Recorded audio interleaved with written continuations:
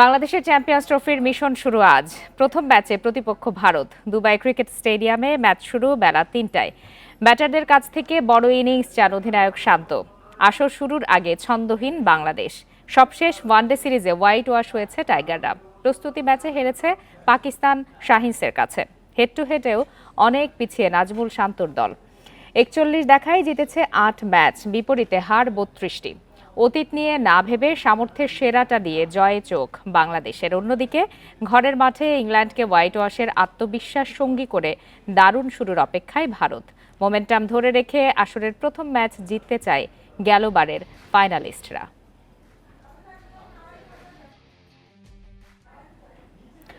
দলে পর্যাপ্ত অলরাউন্ডার থাকায় এবারের চ্যাম্পিয়ন্স ট্রফিতে বাড়তি সুবিধা পাবে বাংলাদেশ। দুবাইয়ে ভারতের বিপক্ষে প্রথম ম্যাচে বোলারদের থেকে প্রত্যাশা বেশি। মুস্তাফিজ তাসকিনের সঙ্গে থাকবেন তানজিম সাকিব কিংবা নাহিদ রানা। ওপেনিংয়ে সৌম্য, তানজিদ, মিডল অর্ডারে মুশফিক মাহমুদুল্লাহ। ভরসা টাইগারদের। ভারতের বিপক্ষে ম্যাচ দিয়ে শুরু বাংলাদেশের চ্যাম্পিয়ন্স ট্রফি মিশন। সাম্প্রতিক পারফরমেন্স বিচারে বোলিং সাইডে খুব বেশি ওলটপালট হওয়ার সম্ভাবনা নেই। ৩ পেসারের সঙ্গে একাদশে থাকবেন ২ স্পিনার। তবে ব্যাটিং অর্ডার কেমন হবে সেটা নিয়ে আলোচনা বেশি। ব্যাটিং বোলিংয়ে দুর্দান্ত মেহেদী মিরাজ। টাইগারদের সহ অধিনায়কের ভূমিকায় এই অলরাউন্ডার। তার সঙ্গে একাদশে আরেক স্পিনার রিশাদের থাকা একরকম নিশ্চিত।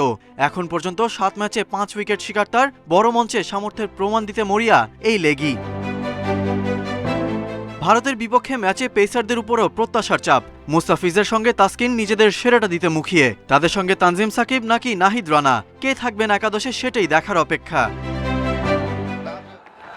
একটা সময় বাংলাদেশের ওপেনিং নিয়ে ভাবতে হতো বেশ, এবার সেই শঙ্কা থাকছে না। অভিজ্ঞ সৌম্যর সঙ্গে দেখা যাবে তানজিদ তামিমকে। এবারের বিপিএলে সর্বোচ্চ ৩৬ ছক্কা তার ব্যাটে। সে ফর্ম টেনে আনতে চাইবেন চ্যাম্পিয়ন্স ট্রফিতে। ওয়ান ডাউনে অধিনায়ক নাজমুল শান্তর জায়গা পোক্ত। ৪-এ মেহেদী মিরাজ। মিডল অর্ডারে মুশফিকুর রহিম আর মাহমুদুল্লাহ নিশ্চিত। প্রশ্নটা এখন তাওহিদ হৃদয় ও জাকের আলীর মধ্যে কাকে বেছে নেবে টিম ম্যানেজমেন্ট। হৃদয় সুযোগ পেলে ব্যাটিং অর্ডারে আসবে পরিবর্তন। তার ৫-এ নামার সম্ভাবনা বেশি। আর জাকেরকে একাদশে নিলে নামবেন মুশফিক মাহমুদুল্লাহর পর, অর্থাৎ ৭ নম্বরে। দুবাইয়ের কন্ডিশন আপাতত প্রেডিক্ট করা কঠিন। ৩০০-র কাছাকাছি রান হয় হর হামেশাই। সর্বোচ্চ টোটাল ৩৫৫। ৫৮ ওয়ানডেতে ৩৪টিতে রান তাড়া করে জয় এসেছে। তাই টস ভাগ্য গুরুত্বপূর্ণ বাংলাদেশের জন্য। Ghalib Hasan, Independent news. খেলাধুলার আরও খবর দেখবেন সংবাদ দুপুরের শেষ অংশে। চলে যাচ্ছে অন্যান্য প্রসঙ্গে। অপর ২১শে ফেব্রুয়ারিতে কেন্দ্রীয় শহীদ মিনারে শ্রদ্ধা নিবেদনে বিশৃঙ্খলার শঙ্কায় ঢাকা বিশ্ববিদ্যালয় কর্তৃপক্ষ এবারই প্রথম রাষ্ট্রপতি ও প্রধান উপদেষ্টা আলাদাভাবে শ্রদ্ধা নিবেদন করবেন। শহীদ মিনারে যাবেন আলাদা রাস্তায়। রাত ১২টা ৪০ পর সাধারণ মানুষকে শ্রদ্ধা জানাতে যাওয়ার আহ্বান ডিএমপির। পরিবর্তিত পরিস্থিতিতে এবার নতুন করে সাজানো হয়েছে শহীদ মিনারের নিরাপত্তা প্রস্তুতি। থাকছে না বিরোধী দল, স্পিকার ও হুইপের শ্রদ্ধা নিবেদন। রাজনৈতিক দলগুলোর জন্য আলাদা ব্যবস্থা থাকছে না। পতিত সরকারের সহযোগীরা বিভিন্ন সংগঠনের ব্যানারে যেতে পারেন। আবার ছাত্রদের পক্ষ থেকে রাষ্ট্রপতিকে প্রতিরোধের ঘোষণাও রয়েছে। সব মিলিয়ে এবার শ্রদ্ধা নিবেদনে বিশৃঙ্খলার শঙ্কা দাবি কর্তৃপক্ষের। পরিবর্তিত পরিস্থিতিতে ক্যাম্পাস কেন্দ্রিক আমাদের ছাত্র সংগঠন বলিবে রাজনৈতিক অ্যাক্টিভিটি, এটা ক্যাম্পাস কেন্দ্রিক বা আশেপাশে আছে। হয়তো ওনারা এই নিরাপত্তা ইস্যুর কারণেই হয়তো স্কেডিউলটা তৈরি করেছেন। ওনারা মনে করছেন যে একসাথে দাঁড়ানোর চেয়ে আলাদা আলাদা শ্রদ্ধা নিবেদন করাই ভালো, কারণ একজন রাষ্ট্রপ্রধান আর একজন সরকার প্রধান। ডিএমপি বলছে বৃহস্পতিবার রাত ১২টা ৪০ পর জনসাধারণের জন্য পলাশী প্রান্ত থেকে গেট উন্মুক্ত করা হবে। শহীদ মিনারের নিরাপত্তা নিয়ে জানান ডিএমপি কমিশনার। সবাইকে মোবাইল সহ ব্যক্তিগত জিনিসপত্র নিজ দায়িত্বে রাখার অনুরোধ পুলিশের। শহীদ মিনারের চতুর্পাশে ১ কিলোমিটার রেডিয়াসের ভিতরে আমাদের বিভিন্ন মোবাইল টিম সতর্ক অবস্থায় নিরাপত্তা ব্যবস্থা নিশ্চিত করবে। শীর্ষ সন্ত্রাসীরা নজরদারিতে রয়েছে বলে দাবি করেন ডিএমপি কমিশনার। বলেন, বিচ্ছিন্ন দু একটি ছিনতাই ছাড়া রাজধানীর আইনশৃঙ্খলা পরিস্থিতি স্বাভাবিক। তবে শীর্ষ সন্ত্রাসী নুরসেলিনা শিউলি, ইন্ডিপেন্ডেন্ট নিউজ, ঢাকা। 21শে ফেব্রুয়ারিতে বীর ভাষা শহীদদের স্মরণ করতে প্রস্তুত সারা দেশ। শহীদ মিনারে চলছে শেষ মুহূর্তের প্রস্তুতি। এ বিষয়ে আরো বিস্তারিত জানাতে এই মুহূর্তে রাজধানী ও চট্টগ্রাম থেকে যোগ দিয়েছেন সহকর্মীরা। শুরুতেই চলে যাচ্ছি কেন্দ্রীয় শহীদ মিনার এলাকায়, সেখান থেকে আছেন সহকর্মী আরাফাতুর রহমান। আরাফাত, 21শে ফেব্রুয়ারিকে ঘিরে শহীদ মিনারকে কেন্দ্র করে নিরাপত্তা ব্যবস্থার কথা বারবারই উঠে আসছে, যেহেতু ঢাকা বিশ্ববিদ্যালয় কর্তৃপক্ষ একটি শঙ্কার কথা জানাচ্ছেন। সব মিলিয়ে শেষ মুহূর্তের প্রস্তুতি কেমন চোখে পড়ছে আপনার?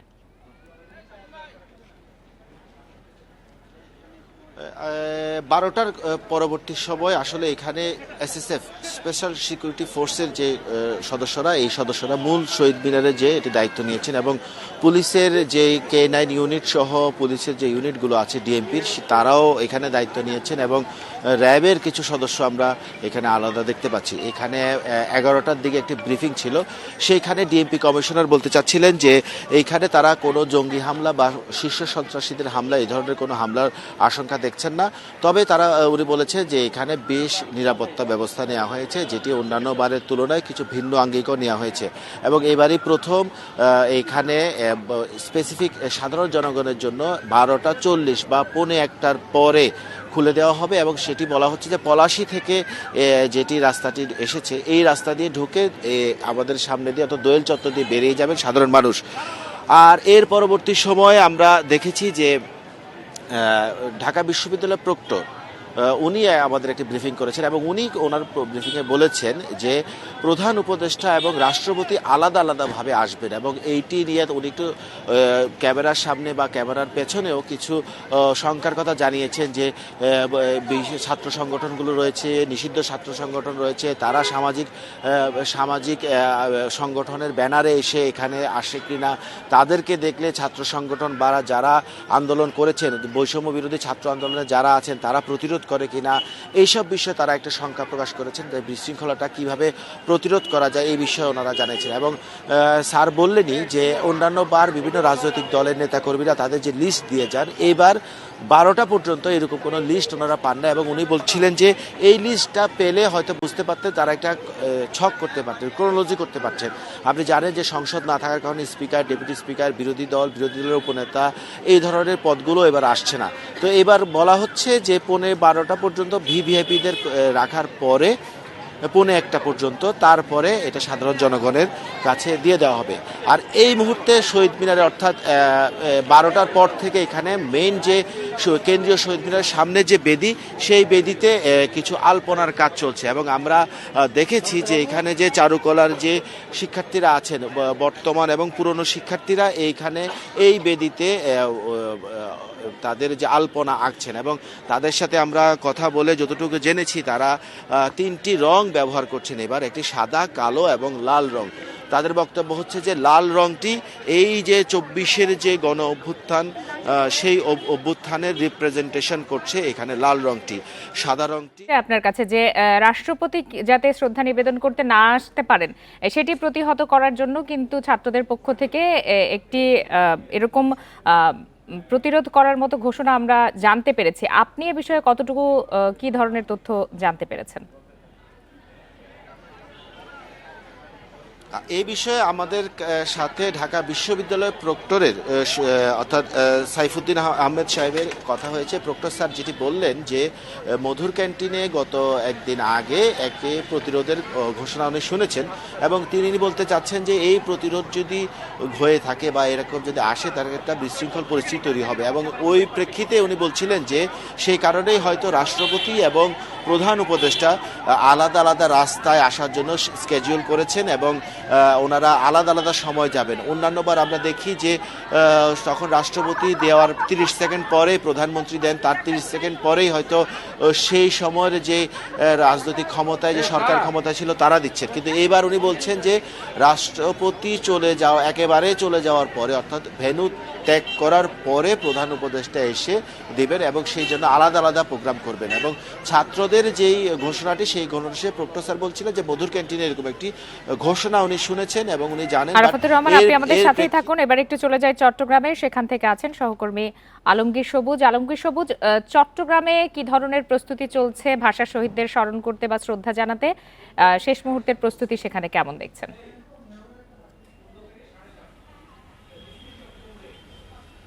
চট্টগ্রামে এবার একেবারে নতুন আঙ্গিকে তৈরি করা শহীদ মিনারে শ্রদ্ধা জানানো হবে।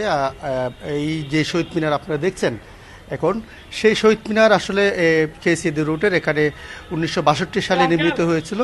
পরে আসলে গত 2018 সালে এটা একটা সাংস্কৃতিক বলয় তৈরি করার জন্য এটা ভেঙে ফেলা হয়েছিল, এই শহীদ মিনার নতুন আঙ্গিকে তৈরির জন্য।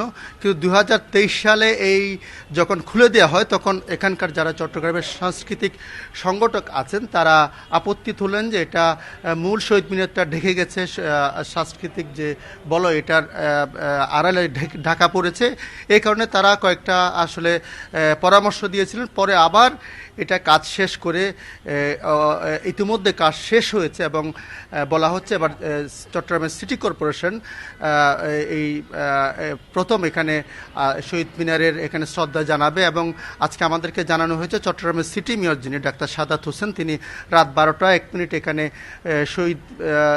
শহীদদের প্রতি শ্রদ্ধা নিবেদন করবেন। এরপরে অন্যান্য যারা সংগঠন আছে তারা শ্রদ্ধা জানাতে পারবেন বলে আমাদেরকে জানানো হয়েছে। এবং ঢাকার মতো আমরা যেটা শুনছিলাম, চট্টগ্রাম আসলে পুলিশ প্রশাসনের আমরা এখানে কোনো তৎপরতা এখন পর্যন্ত না দেখলেও আমাদেরকে জানানো হয়েছে অন্যান্যবার যেভাবে তারা তৎপর থাকেন, কয়েকটা স্তরের যে নিরাপত্তা ব্যবস্থা থাকে সেটাও এবার বলবৎ থাকবে। যেহেতু পরিবর্তিত পরিস্থিতি, এই সময় যাতে অন্য ধরনের কোনো ধরনের অনাকাঙ্ক্ষিত ঘটনা না ঘটে সেটা তারা নজরে রাখবেন বলে আমাদেরকে জানিয়েছেন। এবং এখানে কয়েকটা রাস্তা আছে, সব রাস্তাগুলি আসলে কয়েক কিলোমিটার রাস্তা বন্ধ করে রাখা হবে বলে আমাদেরকে জানিয়েছেন। এক পাশ দিয়ে ঢুকবে, অন্য পাশ দিয়ে বের হওয়ার ব্যবস্থাও পুলিশ প্রশাসনের তরফ থেকে রাখা হয়েছে বলে আমাদেরকে জানানো হয়েছে। আপনারা দেখছেন ইতিমধ্যে এখন এখানে কাজ চলছে, পরিষ্কার পরিচ্ছন্নতার কাজ চলছে। এবং যেটা আপনার দ্বিতীয় তলে অবস্থান করছি, নিচেও আমরা দেখেছি পরিষ্কার পরিচ্ছন্নতার কাজ চালানো হচ্ছে। সিটি কর্পোরেশনের বিভিন্ন যারা পরিষ্কার পরিচ্ছন্ন কর্মী তারা কাজ করছেন আমাদের দেখেছি। এবং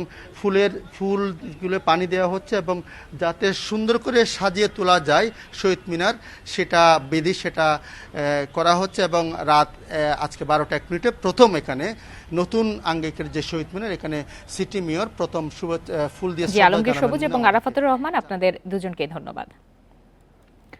অতীতের যে কোনো সময়ের চেয়ে দেশ এখন শক্তিশালী বলে মন্তব্য করেছেন প্রধান উপদেষ্টা অধ্যাপক ডক্টর মোহাম্মদ ইউনূস। তিনি বলেন, গণঅভ্যুত্থানের মধ্য দিয়ে সুযোগ এসেছে নতুন বাংলাদেশ নির্মাণের। সকালে রাজধানীর ওসমানী মিলনায়তনে 21শে পদক অনুষ্ঠানে যোগ দিয়ে এসব কথা বলেন তিনি। ভূষিত হলেন দেশের জাতীয় ও দ্বিতীয় সর্বোচ্চ বেসামরিক পুরস্কার 21শে পদক। ভাষা আন্দোলন, মুক্তিযুদ্ধ, সমাজসেবা, শিক্ষা, শিল্পকলা সহ নানা ক্ষেত্রে গুরুত্বপূর্ণ অবদানের জন্য 1976 সাল থেকে এই পদক দেয়া হচ্ছে। প্রতি বছরের মতো এবারও রাজধানীর ওসমানী স্মৃতি মিলনায়তনে বিশিষ্ট নাগরিকদের হাতে তুলে দেওয়া হয় 21শে পদক। এতে প্রধান অতিথি হিসেবে যোগ দেন প্রধান উপদেষ্টা অধ্যাপক ডক্টর মোহাম্মদ ইউনূস। তিনি বলেন, স্বাধিকার আন্দোলনের মূল ভিত্তি ভাষা আন্দোলন। 5 আগস্ট ছাত্র জনতার অভ্যুত্থানের মধ্য দিয়ে নতুন বাংলাদেশ নির্মাণের সুযোগ এসেছে। 21শে ফেব্রুয়ারি আমাদের আত্মপরিচয়ের অবিনাশী স্মারক। আমাদের স্বাধিকার চেতনার প্রাণ প্রবাহ 21শে ফেব্রুয়ারি। ছাত্র শ্রমিক জনতার অভ্যুত্থানের মধ্য দিয়ে আমরা পেয়েছি এক নতুন বাংলাদেশ। এই বিজয়ের মধ্য দিয়ে সুযোগ এসছে এই নতুন বাংলাদেশ নির্মাণের। অতীতের যে কোনো সময়ের চেয়ে দেশ শক্তিশালী উল্লেখ করে প্রধান উপদেষ্টা বলেন, নতুন বিশ্বের নেতৃত্ব দেবে তরুণ প্রজন্ম। আমরা এখন অতীতের যে কোনো সময়ের চাইতে বেশি শক্তিশালী, উদ্যমী এবং সৃজনশীল। আমাদের তরুণ প্রজন্মের স্বপ্ন অতীতের যে কোনো প্রজন্মের স্বপ্নের চাইতে দুঃসাহসী। তারা যেমন নতুন বাংলাদেশ সৃষ্টি করতে চায়, তেমনি একই আত্মবিশ্বাসে নতুন পৃথিবীর সৃষ্টি করতে চায়। এবছর চলচ্চিত্র, সঙ্গীত, সাংবাদিকতা, শিক্ষা, বিজ্ঞান ও প্রযুক্তি সহ বিভিন্ন ক্যাটাগরিতে 21শে পদক পেয়েছেন 18 বিশিষ্টজন। এছাড়া বাংলাদেশ নারী ফুটবল দলকে 21শে পদক দেয়া হয়েছে। বন ইবনে কামাল, ইন্ডিপেন্ডেন্ট নিউজ, ঢাকা। অমর 21শে ফেব্রুয়ারি শহীদ দিবস ও আন্তর্জাতিক মাতৃভাষা দিবস উপলক্ষে ট্রাফিক নির্দেশনা দিয়েছে ডিএমপি। আজ সন্ধ্যা 6টা থেকে শুক্রবার বেলা 3টা পর্যন্ত কেন্দ্রীয় শহীদ মিনার ও আশপাশের এলাকার রাস্তা বন্ধ বা রোড ডাইভারশন দেয়া হবে। ডিএমপি জানিয়েছে, এ সময় বকশীবাজার থেকে জগন্নাথ হল ক্রসিং, চাংখারপুল থেকে রোমানা চত্বর ক্রসিং, টিএসসি থেকে শিববাড়ি ক্রসিং এবং উপাচার্য ভবন থেকে ভাস্কর্য ক্রসিং সড়কে প্রবেশ করা যাবে না। কেন্দ্রীয় শহীদ মিনারে শ্রদ্ধা নিবেদনের জন্য সর্বসাধারণের হেঁটে চলাচলের পথ পলাশী থেকে ভাস্কর্য ক্রসিং, জগন্নাথ হল ক্রসিং হয়ে কেন্দ্রীয় শহীদ মিনারে প্রবেশ এবং শ্রদ্ধা নিবেদন শেষে রোমানা ক্রসিং, দোয়েল চত্বর ক্রসিং হয়ে গন্তব্যে পৌঁছাবেন। বৃহস্পতিবার রাত 12টা 45 মিনিট থেকে কেন্দ্রীয় শহীদ মিনার সর্বসাধারণের জন্য উন্মুক্ত করা হবে। শ্রদ্ধা নিবেদন করতে যাওয়া মানুষকে কোনো ব্যাগ, কার্টন, দাহ্য পদার্থ বহন করতে নিষেধ করা হয়েছে। মাস্কাটে এস জয়শঙ্করের সঙ্গে বৈঠকে আলোচনায় আসেনি শেখ হাসিনাকে ফেরানোর প্রসঙ্গ। জোর দেওয়া হয়েছে ঢাকা দিল্লির কূটনৈতিক সম্পর্ক স্বাভাবিকে। ওমান থেকে ফিরে এসব কথা জানিয়েছেন পররাষ্ট্র উপদেষ্টা। বলছেন, ঢাকায় পররাষ্ট্রমন্ত্রী পর্যায়ের বৈঠকের প্রস্তাবে সাড়া মিলেছে। মানবতাবিরোধী অপরাধে অভিযুক্ত ক্ষমতাচ্যুত প্রধানমন্ত্রী শেখ হাসিনাকে ফেরত পাঠাতে এরই মধ্যে কাগজপত্র পাঠিয়ে দিল্লিকে কূটনৈতিক চিঠি দিয়েছে ঢাকা। বন্দি বিনিময় চুক্তির আওতায় তাকে ফেরত চাইলেও ভারতের জবাব মেলেনি 1.5 মাসেও। এই টানাপোড়েনের মধ্যে ওমান মাস্কাটে ওয়ার্ল্ড গভর্নমেন্ট সামিটের সাইডলাইনে বৈঠকে বসেন দুই দেশের পররাষ্ট্রমন্ত্রী। সেই বৈঠকে হাসিনাকে ফেরত পেতে কোনো আলোচনা হয়েছে কিনা ওমান থেকে ফিরে সেই প্রশ্নেরই মুখোমুখি হন উপদেষ্টা তৌহিদ হোসেন। এটা নিয়ে কোনো ওইভাবে স্পেসিফিক আলোচনা হয়নি। আমরা ইন জেনারেল সবগুলি নিয়ে কথাবার্তা বলেছি। সরিয়ে রাখারও আসলে ব্যাপার না, এটা তো একটা ইন্ডিপেন্ডেন্ট একটা ইস্যু যে কোর্ট চেয়েছে তাকে, আমরা রিকোয়েস্ট করেছি তাকে এক্সট্রাডিট করার জন্য, করে না তার মানে ইনাতে যে আমরা বাকি সব কিছু নিয়ে বসে থাকবো। শেখ হাসিনা ইস্যু না উঠলেও ওই বৈঠকে কথা হয়েছে দু দেশের কূটনৈতিক সম্পর্ক নিয়ে। টানাপোড়েন কাটাতে সামনে থাকা চ্যালেঞ্জ মোকাবেলা করেই এগোতে চায় ঢাকা দিল্লি। ব্যবসা মোটামুটি পিক আপ করেছে, দেখা গেছে যে আগের লেভেলেই পৌঁছে গেছে। এখন এগুলি তো প্রত্যেকটা ইন্ডিকেশন। যে বিষয়টা সেটা হলো যে কিছু টানাপোড়েন এখনও রয়ে গেছে, যেমন ভিসা টিসা নিয়ে এগুলিতে প্রবলেম কিছু আছে, কিন্তু দুই পক্ষই আমরা মোটামুটি এ ব্যাপারে একমত হয়েছি যে এগুলি সব দূর করে একটা গুড ওয়ার্কিং রিলেশন, যেটা আমরা ব্যবহার করি, এটাতে আমাদেরকে পৌঁছতে হবে এবং সেই জন্য ভারতীয় পররাষ্ট্রমন্ত্রীও একেবারে এগোবেন, আমরা এগোবেন। দু দেশের সমঝোতা অনুযায়ী এবছরই ঢাকায় পররাষ্ট্রমন্ত্রী পর্যায়ের বৈঠক হওয়ার কথা রয়েছে। আর তাতে যোগ দেওয়ার আমন্ত্রণও এস জয়শঙ্করকে দেওয়া হয়েছে মাস্কাট বৈঠকের ফাঁকেই। আপনার আসার কথা ঢাকায়, আপনি যদি কোনো সময় কনভিনিয়েন্ট টাইমে আপনি আসেন, আপনি সময় জানালে আমরা সেই অনুযায়ী অ্যারেঞ্জমেন্ট করব। He was positive to all the indications that I gave. এই সময় বাংলাদেশে মার্কিন সহায়তা বন্ধ প্রসঙ্গে উপদেষ্টা জানান, চলমান পরিস্থিতিতে পর্যবেক্ষণ ছাড়া বিশেষ কিছু করার নেই। Nafiza Daula, independent news, Dhaka. আপনারা আছেন বিরোধীহীন সংবাদ দুপুরে। সংবাদে আরও যা দেখবেন, চাকরি ফেরত পাচ্ছেন 27তম বিসিএস এ নিয়োগ বঞ্চিত 1137 জন। প্রধান বিচারপতির নেতৃত্বে আপিলের রায়। সুপার শপে কেনাকাটায় 7.5% ভ্যাট তুলে দেওয়ার সিদ্ধান্ত এনবিআরের। পণ্যের গায়ে লেখা দাম দিলেই চলবে।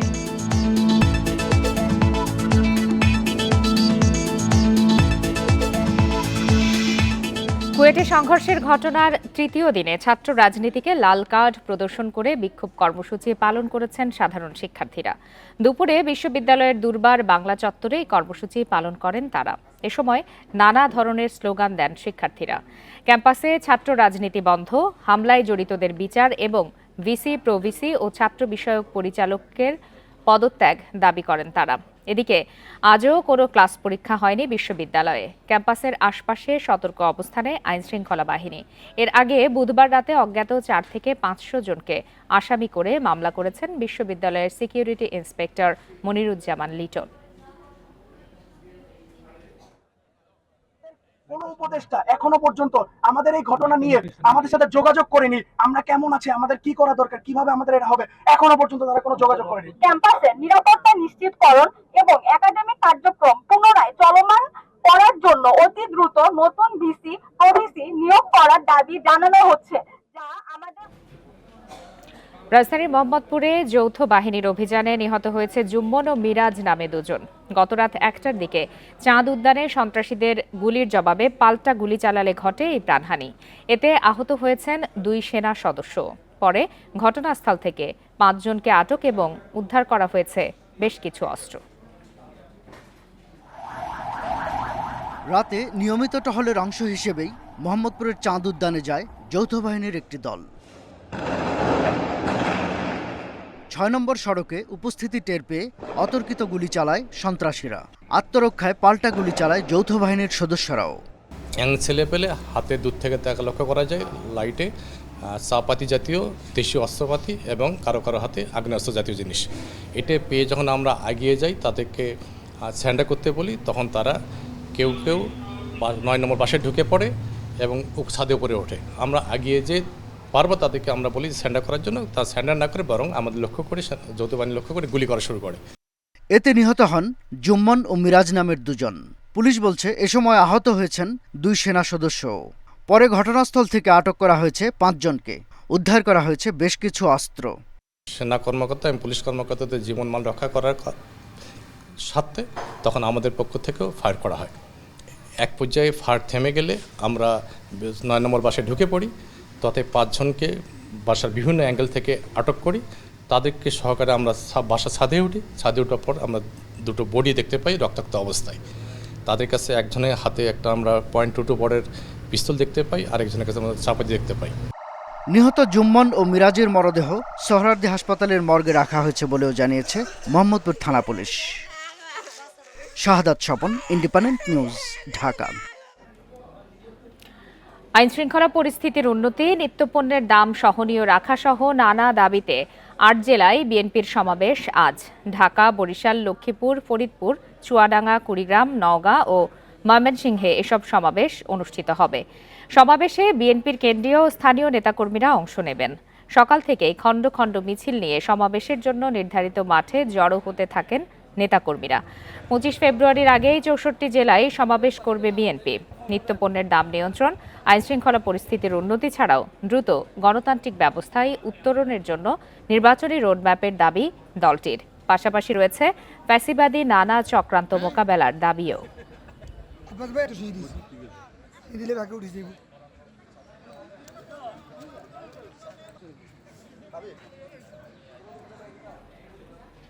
এ বিষয়ে আরো বিস্তারিত জানাতে এই মুহূর্তে লক্ষ্মীপুর থেকে যোগ দিয়েছেন সহকর্মী আব্বাস হোসেন। সরাসরি চলে যাচ্ছে তার কাছে। আব্বাস, 8 জেলায় আজ বিএনপির সমাবেশ কর্মসূচি রয়েছে, এর মধ্যে লক্ষ্মীপুরে রয়েছে। সেক্ষেত্রে লক্ষ্মীপুরে এরই মধ্যে নেতাকর্মীরা আসতে শুরু করেছেন কিনা, আর মূল সমাবেশ ঠিক কখন নাগাদ শুরু হবে? দীর্ঘদিন পরে কিন্তু লক্ষ্মীপুর যে জেলা বিএনপির উদ্যোগে আমরা দেখেছি আউটডোর স্টেডিয়াম মাঠে যে সমাবেশ শুরু করবে কিছুক্ষণ পরে, অর্থাৎ বিকাল 3টা থেকে এই সমাবেশ শুরু হবে। এখন কিন্তু আমরা দেখেছি যে আউটডোর স্টেডিয়াম মাঠে কিন্তু নেতাকর্মীরা আসতে শুরু করেছেন ইতিমধ্যে। যে বিএনপির যুগ্ম মহাসচিব এবং জেলা বিএনপির আহ্বায়ক শহীদুদ্দিন চৌধুরী এবং বিএনপি নেতা বিপি হারুন এবং বিএনপি নেতা শাহাবুদ্দিন সাবু, অ্যাডভোকেট হাসিবুর রহমান সহ কেন্দ্রীয় নেতৃবৃন্দরা তারা ইতিমধ্যে মাঠে এসেছেন। ইতিমধ্যে মাঠে কিন্তু মিছিল নিয়ে নেতাকর্মী আসতে শুরু করেছেন। তবে আজকের এই সমাবেশে প্রধান অতিথি হিসাবে বক্তব্য রাখবেন বিএনপি স্থায়ী কমিটির সদস্য আমির খসরু মাহমুদ চৌধুরী। এরপরে কিন্তু আরো বক্তব্য রাখবেন যে বিএনপি বা যুব দলের কেন্দ্রীয় নেতৃবৃন্দ রয়েছেন, জেলা নেতৃবৃন্দ রয়েছেন। অর্থাৎ এখানে যে বিএনপির যে যুগ্ম মহাসচিব শহীদুদ্দিন চৌধুরী যেটি জানিয়েছেন যে আজকের এই মহাসমাবেশে তারা লক্ষাধিক মানুষের সমাগম সেটি তারা করবেন। কিছুক্ষণ পরে আমরা যে এই সমাবেশের কার্যক্রম সেটি শুরু হবে এমনটি তিনি জানিয়েছেন। এর বাইরেও কিন্তু আমরা অনেক নেতাকর্মীর সাথে কথা বলেছি, তারা উৎসাহ উদ্দীপনা নিয়ে তারা মাঠে এসেছেন এবং তারা শান্তিপূর্ণভাবে আজকের এই কর্মসূচি তারা শেষ করবেন। তবে নিত্য প্রয়োজনীয় মূল্য বৃদ্ধি এবং আইন শৃঙ্খলার উন্নতি এবং দ্রুত সময়ের মধ্যে জাতীয় নির্বাচনের দাবিতে মূলত আজকের এই সমাবেশ অনুষ্ঠিত হচ্ছে। এই সমাবেশ বিকাল 3টা থেকে শুরু হবে, এমনকি এখানকার যে জেলা নেতৃবৃন্দ রয়েছেন বা আয়োজক কমিটি রয়েছেন তারা আমাদেরকে জানিয়েছেন। তবে এখানে কানায় কানায় এই মাঠ, যে আউটডোর স্টেডিয়াম মাঠ, সেটি কিন্তু পরিপূর্ণ হবে এমনটি আশা করেছেন এখানকার যারা আয়োজক রয়েছেন তারা। তবে আমি এর বাইরে কিন্তু বিএনপির সদস্য সচিব শাহাবুদ্দিন সাবুর সাথে কথা বলেছি। তিনি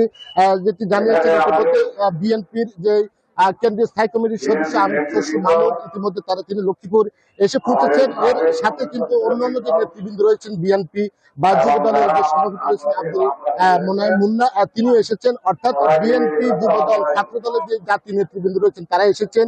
এর বাইরে কিন্তু আমরা দেখেছি এখানকার এই যে মহাসমাবেশে কিন্তু এখানে যে ইতিমধ্যে তারা আসতে শুরু করেছে এমনটি আমরা দেখেছি। তবে আশা করছি যে এখানে আজকে শান্তিপূর্ণভাবে আজকের এই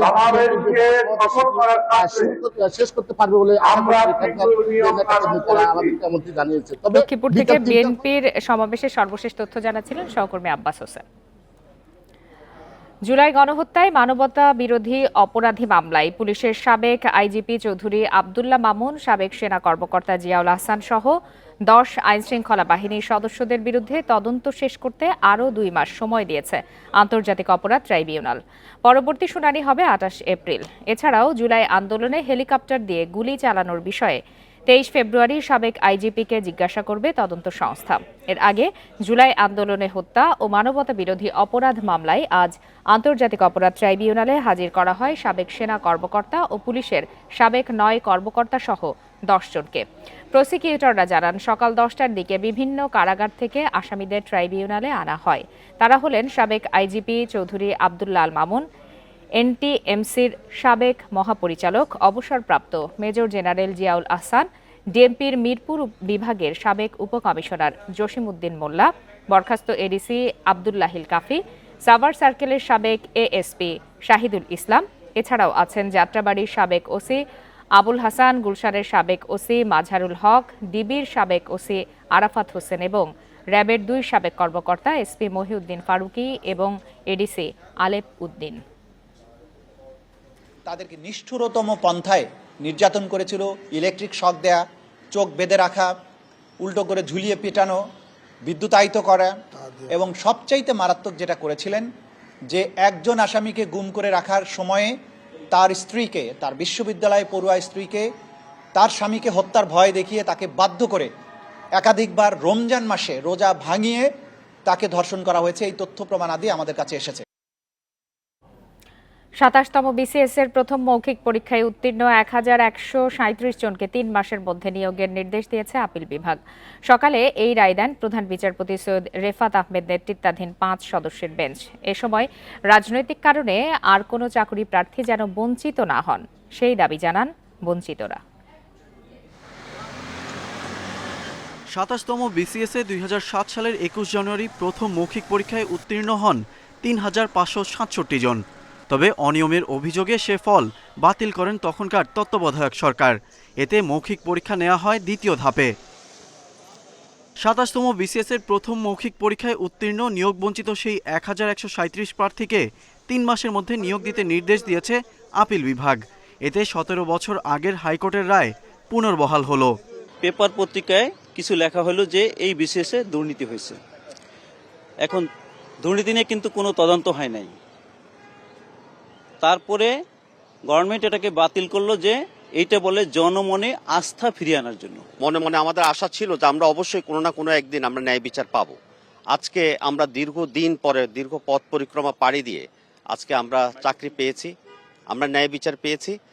নিয়োগ বঞ্চিত 1137 জনের পক্ষে করা আলাদা আপিল সর্বসম্মতিতে মঞ্জুর করেই এই রায় দিয়েছেন প্রধান বিচারপতি সৈয়দ রেফায়েত আহমেদের নেতৃত্বাধীন 5 সদস্যের আপিল বেঞ্চ। নির্বাহী বিভাগের এই বেআইনি সিদ্ধান্ত বাংলাদেশের সুপ্রিম কোর্ট বৈধতা দিয়েছিল। আজ সে রায়ের মাধ্যমে সে বৈধতাকে অবৈধ করে, সে আগের বৈধতাকে অবৈধ ঘোষণা করে আপিল বিভাগের রায় পুনর্বিবেচনা করে হাইকোর্টের রায় বহাল করা হয়েছে এবং আপিল বিভাগের আগের রায় বাতিল করা হয়েছে।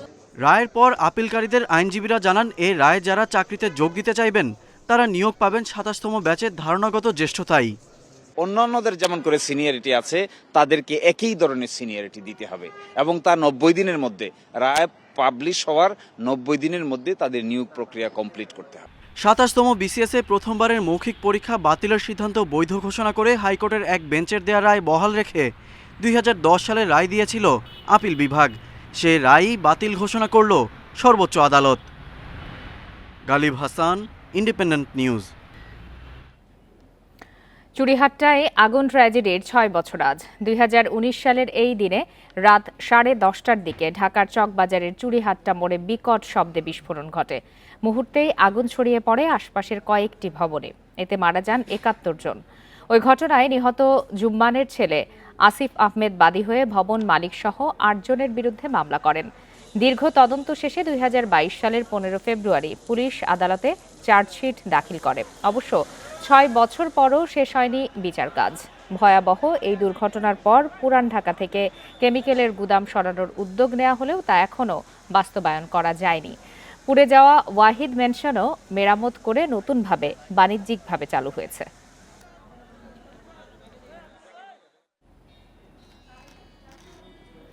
সুপার শপে কেনাকাটায় ৭.৫% ভ্যাট তুলে দেওয়ার বিষয়ে প্রাথমিক সিদ্ধান্ত নিয়েছে জাতীয় রাজস্ব বোর্ড এনবিআর। এর ফলে ক্রেতাকে বাড়তি ভ্যাট দিতে হবে না। পণ্যের গায়ে মূল্য হিসাবে যে দাম লেখা থাকবে তা দিলেই চলবে। এ বিষয়ে এনবিআর ও সুপার শপ মালিকদের মধ্যে সমঝোতা প্রায় চূড়ান্ত পর্যায়ে পৌঁছেছে। শিগগিরই এ বিষয়ে প্রজ্ঞাপন জারি হবে। সবশেষ বাজেটে সুপার শপের কেনাকাটার ওপর 7.5% ভ্যাট আরোপ করা হয়। সুপার শপে বিভিন্ন পণ্যে 15% ভ্যাট অন্তর্ভুক্ত থাকে। মালিকেরা নিজেদের মূল্য সংযোজনের অংশের ভ্যাট দেবেন। এছাড়া উৎপাদন পর্যায়ে যেসব পণ্যে ভ্যাট নেই সেগুলোর ক্ষেত্রে সুপার শপ মালিকরা ভ্যাট দেবেন না। আটা, ময়দা, আদা ইত্যাদি পণ্যে উৎপাদন পর্যায়ে ভ্যাট নেই। দেখছেন বিরতিহীন সংবাদ দুপুর। সংবাদে আরও যা থাকছে। যুক্তরাষ্ট্রে প্রতি ডজন ডিমের দাম রেকর্ড ১২৫০ টাকা। বার্ড ফ্লুর প্রাদুর্ভাবে অস্বাভাবিক উচ্চতায় পৌঁছেছে দাম।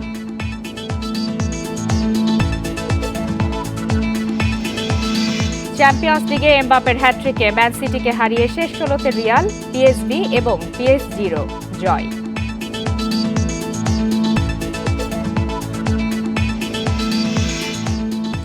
তারুণ্য উৎসব উপলক্ষে রাঙামাটিতে আয়োজিত হয়েছে ম্যারাথন দৌড় প্রতিযোগিতা।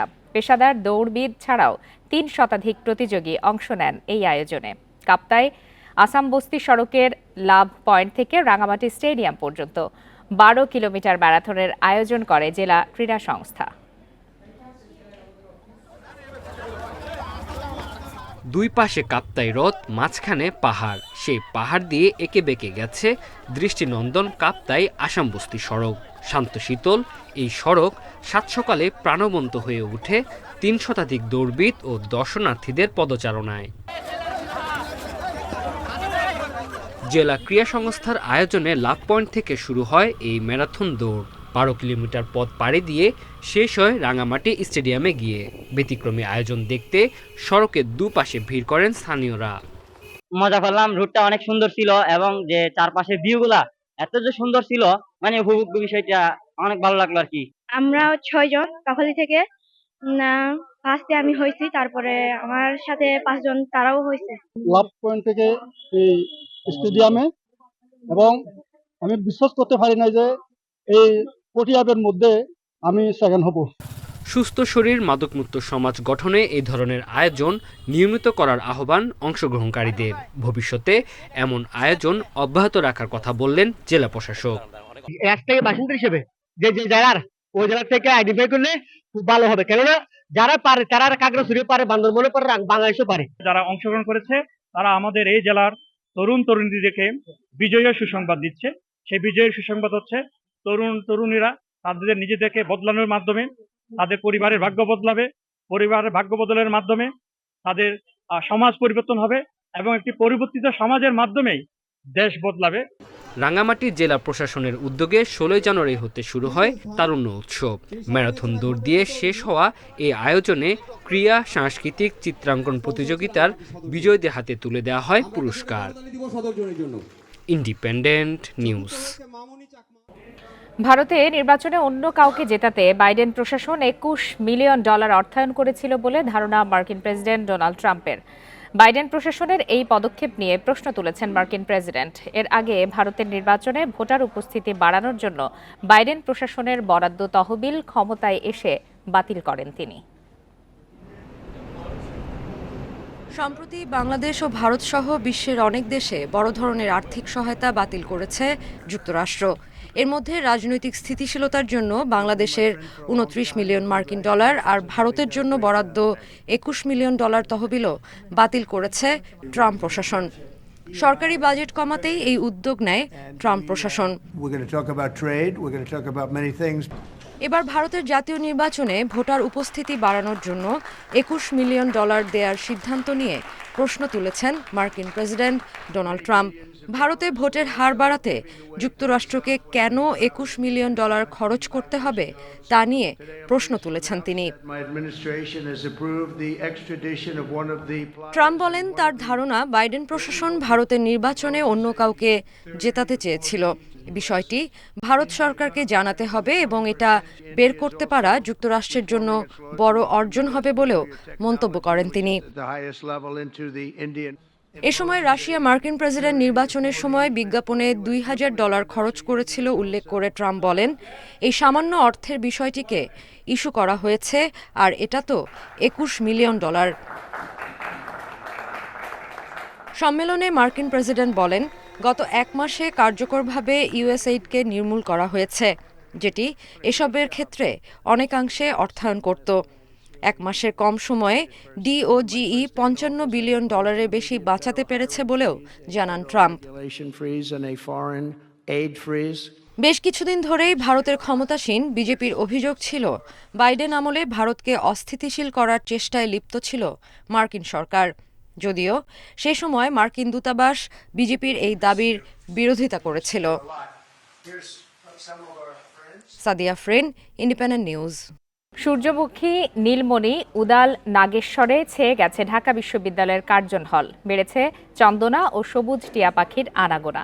আগামী বর্ষায় রাজধানীর প্রকৃতিকে নতুন করে সাজাতে জলাশয় এবং খোলা জায়গায় গাছ ও ফুলের বাগান করবে নগর কর্তৃপক্ষ। ঢাকা বিশ্ববিদ্যালয়ে প্রথমবারের মতো ফুল উৎসবে এসে আজ কথা জানান ঢাকার 2 সিটির প্রশাসকরা। সবুজ ও চন্দনাটিয়ার নতুন পছন্দ কার্জন হলের বাগান। এখানে ফুটেছে বসন্তের সূর্যমুখী। সারিবাঁধা ফুলের কচি বীজ তাদের ভীষণ প্রিয়, তাই সকাল বিকাল ঝাঁকে ঝাঁকে টিয়াসহ 70 প্রজাতির পাখির আনাগোনা। বসন্তের অন্যতম ফুল নীলমণিতেও রঙের ছোটা, আর শুভ্র নাগেশ্বর মিষ্টি সৌরভ ছড়াচ্ছে আশেপাশে। তাই বর্ণিল ক্যাম্পাস দেখতে উৎসুক জনতার ভিড়।